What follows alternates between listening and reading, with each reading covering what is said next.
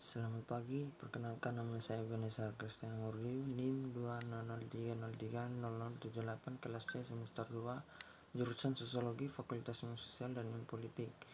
Di sini saya akan menjelaskan empat tokoh utama dalam teori sosiologi klasik, yaitu Auguste Comte, Max Weber, Karl Marx, Emile Durkheim, untuk memenuhi ujian akhir semester. Di sini saya akan membahas yang paling pertama Auguste Comte. Auguste Comte, nama panjang Isidore Marie Auguste Franz Fixer Comte, lahir di Montpellier, Prancis, 19 Januari 1798, meninggal di Prancis 5 September 1857 pada umur 59 tahun. Adalah seorang filsuf Prancis yang dikenal karena memperkenalkan bidang ilmu sosiologi serta aliran praktisisme melalui prinsip positivisme. Comte membangun dasar yang digunakan oleh akademis saat ini, yaitu pengaplikasikan metode ilmiah dalam ilmu sosial sebagai sarana dalam memperoleh kebenaran. Comte juga merupakan tokoh yang pertama menciptakan istilah sosiologi, sehingga ia mendapat julukan sebagai bapak sosiologi dunia. Ayah Comte bernama Louis Comte, seorang pejabat pajak, dan ibunya bernama Rachel Boyer, seorang yang taat agama. Ia kemudian menikahi seorang wanita bernama Caroline Massin. Comte dikenal arogan, kejam, dan mudah marah, sehingga pada tahun 1826 dia dibawa ke sebuah rumah sakit jiwa, tapi ia kabur sebelum sembuh. Kemudian setelah kondisinya distabilkan oleh Massin dan ia mengejarkan kembali apa yang dulu direncanakannya, namun sayangnya ia bercerai dengan Massin pada tahun 1842 karena alasan yang belum diketahui. Saat-saat di antara pengerjaan kembali rencananya sampai pada perceraiannya, ia mempublikasikan bukunya yang berjudul Le Conte de Filosofi positif. Adapun konsep penting yang dikemukakan oleh Auguste Comte. 1. Positivisme adalah cara pandang dalam memahami dunia dengan berdasarkan sains. Menurut Comte, teori sains dapat disusun melalui dari tingkat yang sederhana dan universal yang selanjutnya sampai kepada tahapan yang lebih kompleks dan terbatas. Susunan tingkatan ini dapat terus dikembangkan sehingga masing-masing sains yang baru akan tergantung pada tahap sebelumnya. Penganut paham positivisme meyakini bahwa hanya ada sedikit perbedaan jika ada antara ilmu sosial dan alam, karena masyarakat dan kehidupan sosial berjalan berdasarkan aturan-aturan. Demikian juga alam.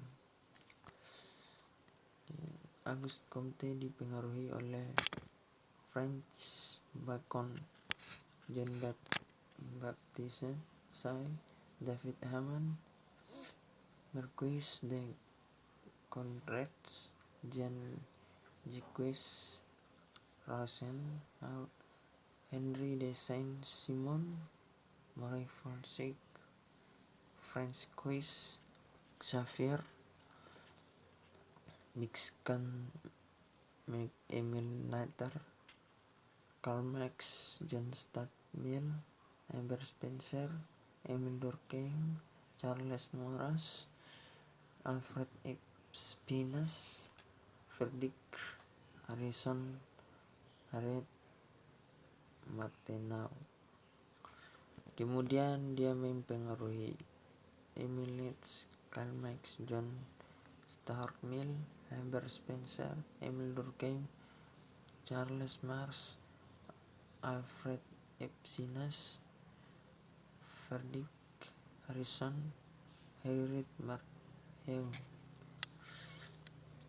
Melanjutkan pendidikannya di École Polytechnique di Paris. École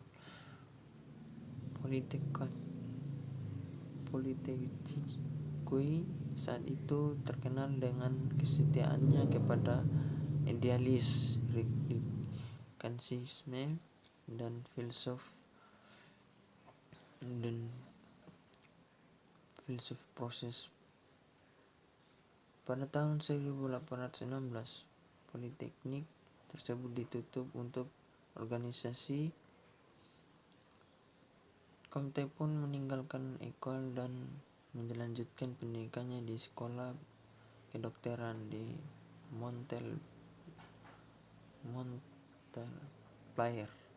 Tak lama kemudian, ia melihat sebuah perbedaan yang mencolok antara agama Katolik yang ia anut dengan pemikiran keluarga monarki yang berkuasa, sehingga ia terpaksa meninggalkan Prancis. Kemudian pada bulan Agustus 1817, dia menjadi murid sekaligus sekretaris dari Claude Henri de Raftery, Comte de Saint-Simon, yang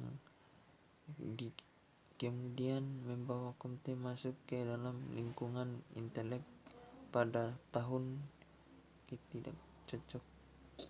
1824, Comte meninggalkan Saint-Simon karena lagi-lagi ia merasa ada ketidakcocokan dalam hubungannya. Saat itu Comte mengetahui apa yang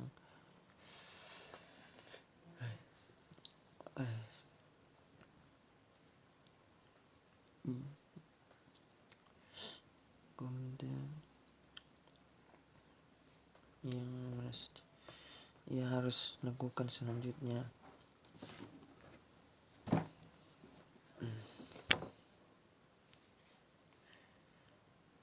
Meneliti tentang filosofi positivisme. Rencananya ini kemudian dipublikasikan dengan nama Plan de Travaux Scientifiques Explorer Egolenser Yaskretel 1822, Indonesia. Rencana studi ilmiah akademis sehingga menghambat untuk pengaturan kembali masyarakat, tetapi ia gagal mendapat posisi akademis sehingga menghambat penelitiannya. Max Weber lahir di Erfurt, Jerman, 21 April 1864, meninggal di Mosel, Jerman, 14 Juni 1920 pada umur 56 tahun. Adalah seorang ahli politik, ekonomi, geograf, dan sosiologi dari Jerman yang dianggap sebagai salah satu pendiri awal dari ilmu sosiologi dan administrasi negara modern. Karya utamanya berhubungan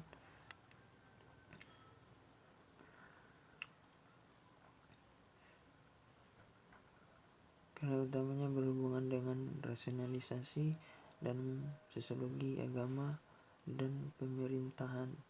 Meski ia sering pula menulis di bidang ekonomi, Karyanya yang paling populer adalah esai yang berjudul Etika Protestan dan Semangat Kapitalisme, yang mengawali penelitiannya tentang sosiologi agama. Weber berpendapat bahwa agama adalah salah satu alasan utama bagi perkembangan yang berbeda antara budaya Barat dan Timur. Dalam karyanya yang terkenal lainnya, Politik as a Volkswirtschaft, Weber mendefinisikan negara sebagai sebuah lembaga yang memiliki monopoli dalam penggunaan kekuatan fisik secara sah, sebuah definisi yang menjadi penting dalam studi tentang ilmu politik Barat modern. Masa kecil Marx dan pendidikan awal. Marx lahir pada 5 Mei 1818 dari pasangan Heinrich Marx 1777 sampai 1838 dan Henriette Weisbach 1788-1863. Ia lahir di Buchenwald 1664. Trier, sebuah kata yang saat itu bagian dari provinsi Rheinland-Hillir, kerajaan Prusia. Marx berdarah Yahudi. Kakek pihak ibunya adalah seorang rabi Belanda, sementara garis ayahnya meliputi para rabi Trier sejak 1723, sebuah peran yang diambil oleh kakeknya Mayer Levi Marx. Ayahnya yang pada masa kecil disebut sebagai Marcel adalah orang pertama dalam keluarga yang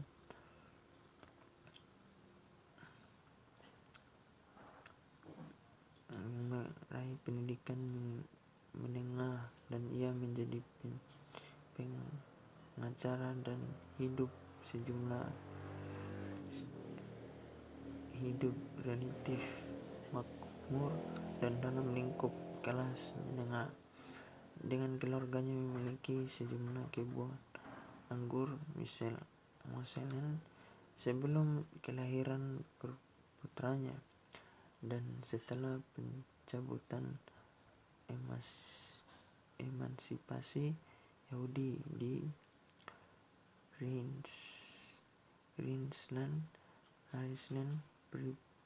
berpindah agama dari Yudaisme untuk bergabung dengan agama negara Gereja Injil Prusia, mengganti nama depan dari Marcel yang berasal dari bahasa Yiddish menjadi Heinrich yang berasal dari bahasa Jerman. Marx adalah sepupu ketiga yang sempat dihapuskan dari penyaliran romansa Jerman. Heinrich Heine, yang juga lahir dalam keluarga Yahudi Jerman di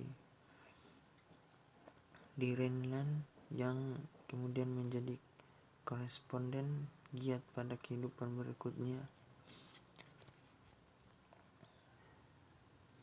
Pada Oktober 1835, di usia 17 tahun, Marx masuk di Universitas Bonn untuk belajar filsafat dan sastra. Namun ayahnya mendorong bidang hukum sebagai bidang yang lebih terapan karena kondisi yang disebut sebagai dada sesak. Marx bergabung dengan Poets Club.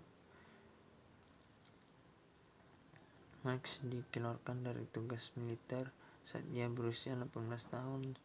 Saat di Universitas Bonn, Marx bergabung dengan Poets Club, sebuah kelompok yang terdiri dari para radikal politik yang dipantau oleh kepolisian. Marx juga bergabung dengan perhimpunan minum-minum Taven Club,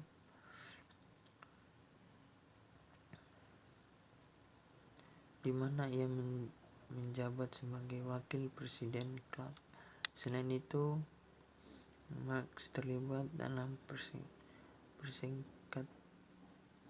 persengketaan tertentu, beberapa di antaranya bersifat serius. Pada Agustus 1836, ia mengambil bagian dalam duel dengan anggota Prussian Korps dari universitas tersebut. Meskipun ia mendapatkan nilai bagus pada tahun pertama, nilainya kemudian menurun, membuat ayahnya terpaksa memindahkannya ke Universitas Berlin yang lebih serius dan akademis.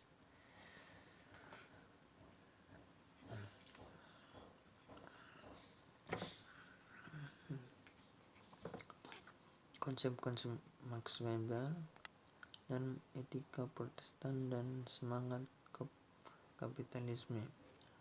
Weber mengajukan tesis bahwa etika dan gagasan-gagasan Puritan telah memengaruhi perkembangan kapitalisme, namun devosi keagamaan biasanya disertai dengan penolakan terhadap urusan duniawi, termasuk pengejaran dan akan harta kekayaan. Mengapa hal ini tidak terjadi dengan Protestanisme? Weber membahas apa yang kelihatan sebagai paradoks ini dalam bukunya. Ia mendefinisikan semangat kapitalisme sebagai gagasan dan kebiasaan yang menunjang pengejaran keuntungan ekonomi secara rasional. Weber menunjukkan bahwa semangat seperti itu tidak terbatas pada budaya Barat, bila hal itu dipandang sebagai sikap individual, namun bahwa upaya individual yang heroik, demikian yang menyebutnya, tidak dapat dengan sendirinya membentuk satu tatanan ekonomi yang baru. Kapitalisme kecenderungan yang paling umum adalah keserakahan akan keuntungan dengan upaya yang minimal, dan gagasan bahwa kerja adalah satu kutukan dan beban yang harus dihindari, khususnya ketika hasilnya melebihi dari kebutuhan untuk kehidupan yang sederhana. Seperti yang ditulis dalam esainya, agar suatu gaya hidup yang teradaptasi dengan sifat-sifat khusus dari kapitalisme dapat mendominasi gaya hidup yang lainnya, ia harus muncul dari satu tempat tertentu dan bukan dalam pribadi-pribadi yang terpisah saja, melainkan sebagai suatu gaya hidup yang umum dari keseluruhan kelompok manusianya. Karl Marx Heinrich Marx, bahasa Jerman, lahir 5 Mei 1818, meninggal pada 14 Maret 1883 pada umur 64 tahun. Adalah seorang filsuf, ekonomi, sejarawan, pembuat teori politik, sosiologi, jurnalis, dan sosialis revolusioner asal Jerman. Lahir di Trier dalam keluarga kelas menengah. Marx belajar hukum dan filsafat England. Karena publikasi politiknya, Marx menjadi tak bernegara dan tinggal dalam pengungsi pengasihangan di London, di mana ia tetap mengimbangkan pemikirannya dalam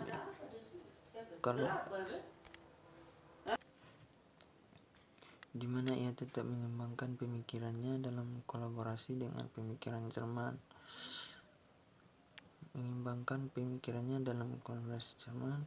Friedrich Engels dan menerbitkan tulisan-tulisannya, melakukan riset di ruang baca British Museum.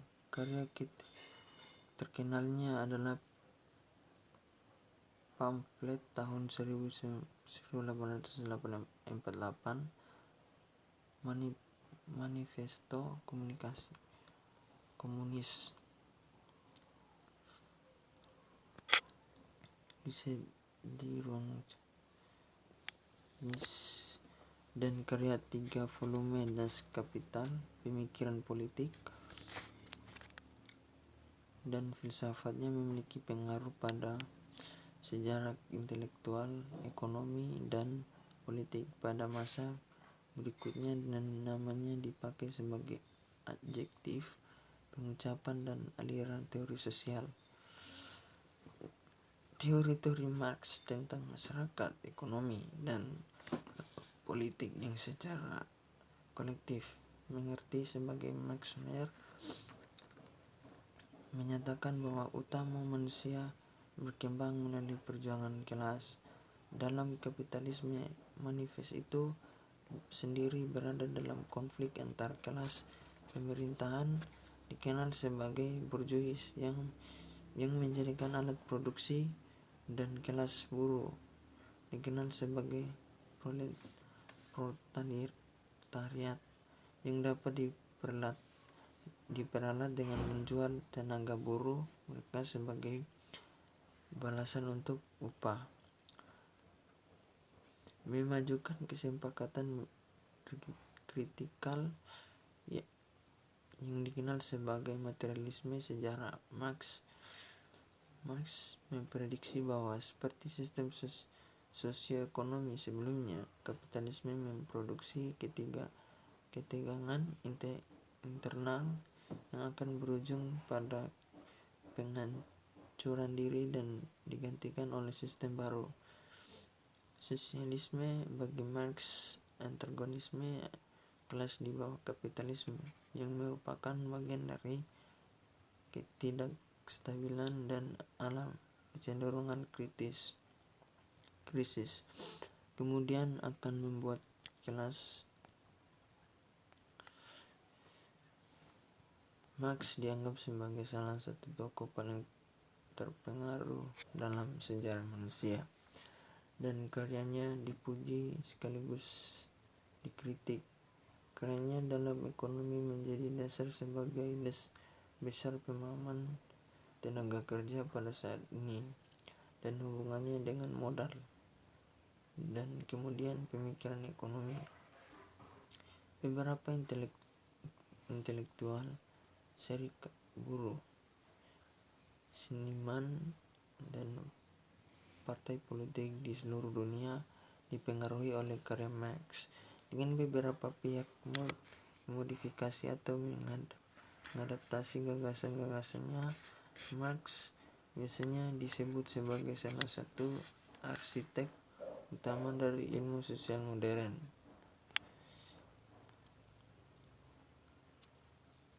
Manifesto Komunis bahasa Jerman atau disebut juga Manifesto Partai Komunis adalah manifesto yang ditulis oleh Karl Marx dan Friedrich Engels, dua guru besar sosiologi dan pimpinan pergerakan kaum buruh modern. Pada awalnya, manifesto ditujukan untuk Liga Komunis dan diterbitkan pertama kali pada tanggal 21 Februari 1848 di London, Inggris. Manifesto ini pertama kali diterjemahkan ke dalam bahasa Indonesia pada tahun 1924 oleh Pertondo dan kemudian oleh seseorang yang memakai nama pena asing dan masa pendudukan Jepang. Manifesto komunis telah diterjemahkan oleh beberapa pemuda yang bekerja dalam gerakan bawah tanah dan terjemahannya disiarkan secara sembunyi-sembunyi. Akan tetapi setelah diteliti ternyata masih ditemukan banyak kesalahan dalam terjemahan yang telah ada, sehingga membuat terjemahan manifesto ini terus direvisi dan diterjemahkan ulang pada tahun 1948. 100 tahun sejak manifesto ini pertama kali diterbitkan. Emil Durkheim. David Emil Durkheim lahir pada 15 April 1858, meninggal pada 15 November 1917 pada umur 59 tahun. Dikenal sebagai salah satu pencetus sosiologi modern. Ia mendirikan Fakultas Sosiologi pertama di sebuah universitas modern. Ia mendirikan Fakultas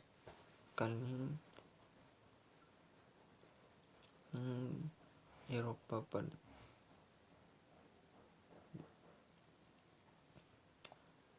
pada 1895 dan menerbitkan salah satu jurnal pertama yang diabadikan kepada ilmu sosial, ini Sosiologik, pada 1896. Durkheim dilahirkan di Epinal, Prancis, yang terletak di Lorraine. Ia berasal dari keluarga Yahudi Prancis yang saleh.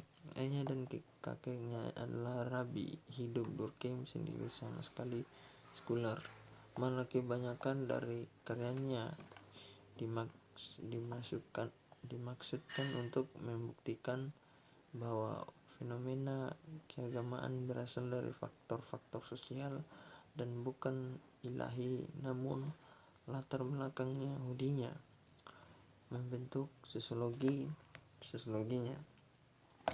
Banyak mahasiswa dan rekan kerjanya adalah sesama Yahudi dan seringkali masih berhubungan darah dengannya.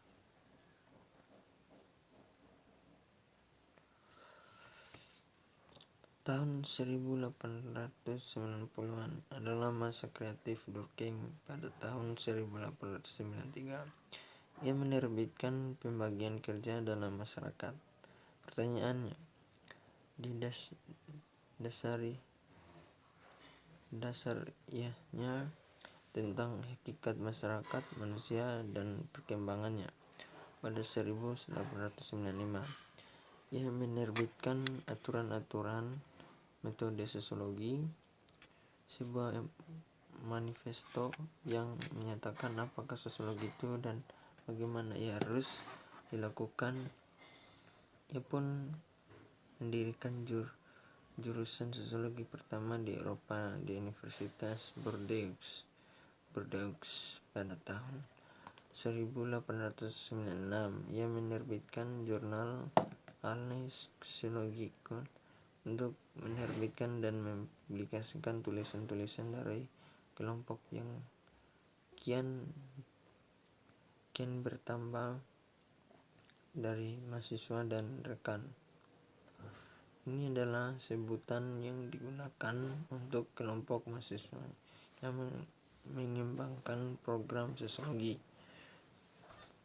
Dan akhirnya pada tahun 1897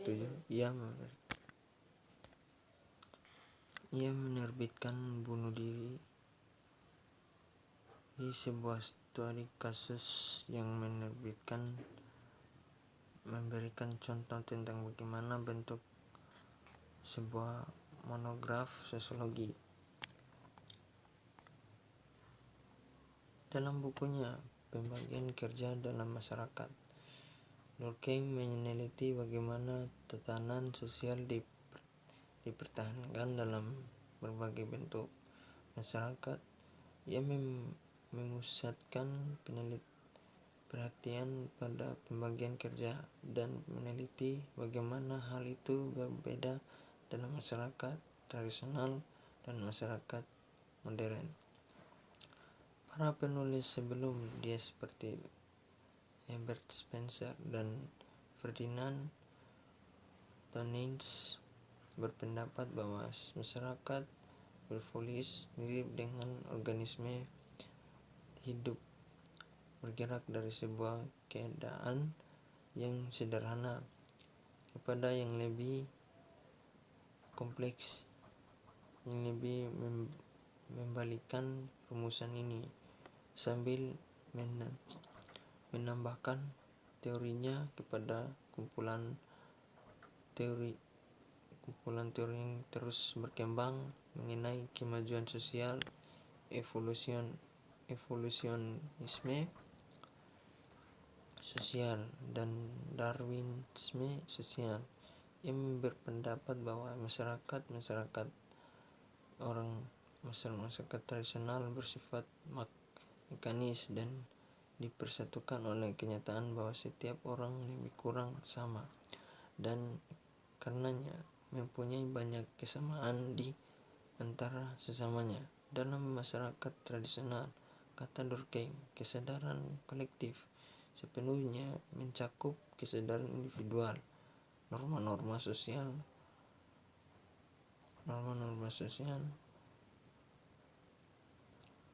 kuat dan perilaku sosial diatur dengan rapi. Durkheim belakangan ini mengembangkan konsep tentang anomi dalam bunuh diri yang diterbitkannya pada 1879.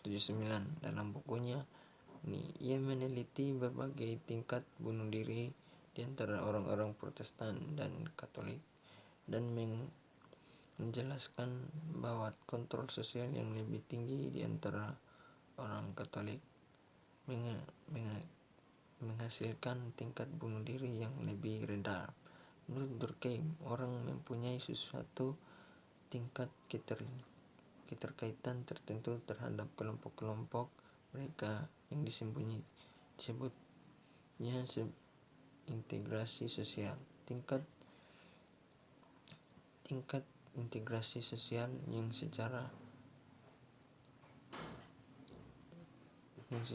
abnormal tinggi atau rendah dapat menghasilkan bertambahnya tingkat bunuh diri.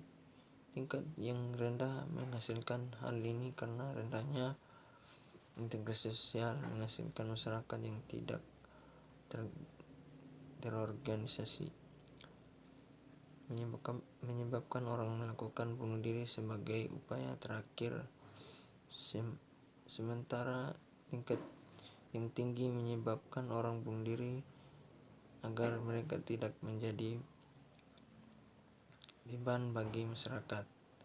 Menurut Durkheim, masyarakat Katolik mempunyai tingkat integrasi yang normal, sementara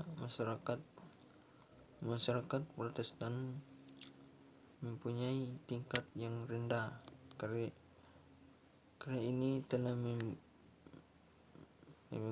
memengaruhi para penganjur teori kontrol dan sering kali disebut sebagai studi sosiologi yang klasik.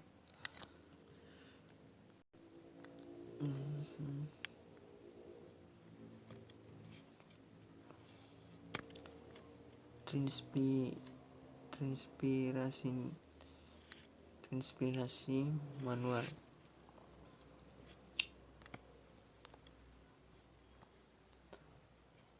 Sekian video dari saya. Jika ada kesalahan dalam pembacaan, saya minta maaf. Sekian dan terima kasih.